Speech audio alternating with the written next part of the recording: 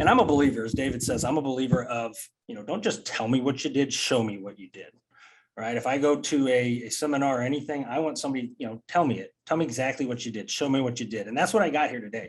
I'm going to show you some exact emails that I have done that have generated, revenue.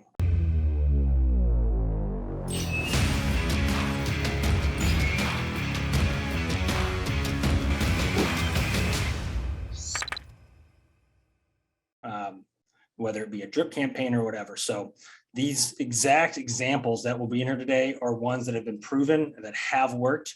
And I mean, I'm not going to sugarcoat them on there. I'll show you exactly what they are. So how do I prospect? My 3 ways that I am always generating new business is 1, associations. When it comes to these niches, I'm always out at their meetings they have, any networking events that they have. I am calling them. I have their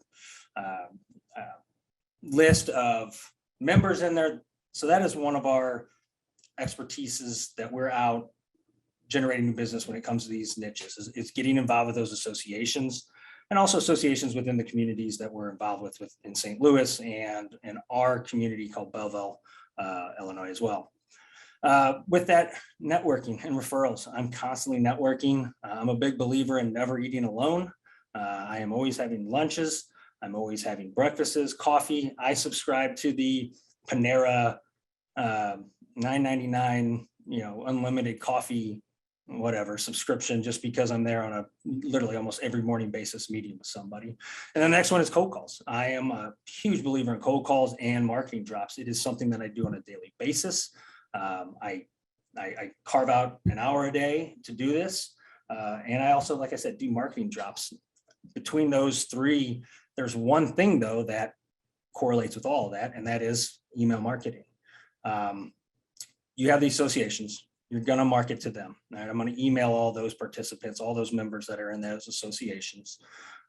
Networking, I'm going to follow up. They give me a lead, I'm going to email them. And then with the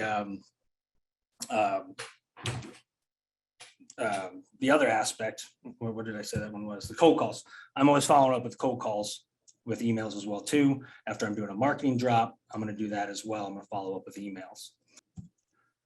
The 3 main types of successful email marketing campaigns that I use. One is drip campaigns. The second one is personal campaigns, personalized, I guess if you will, and video.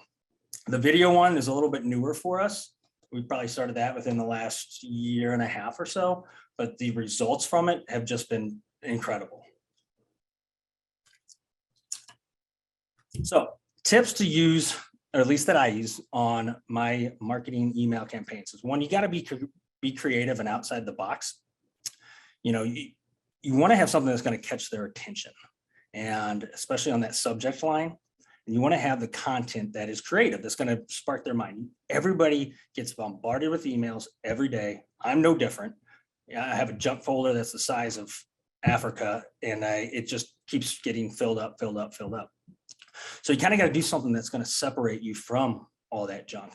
We get emails from things we've never subscribed to. People are selling our data, our email list all the time, and we're getting those. So you kind of got to rise above that.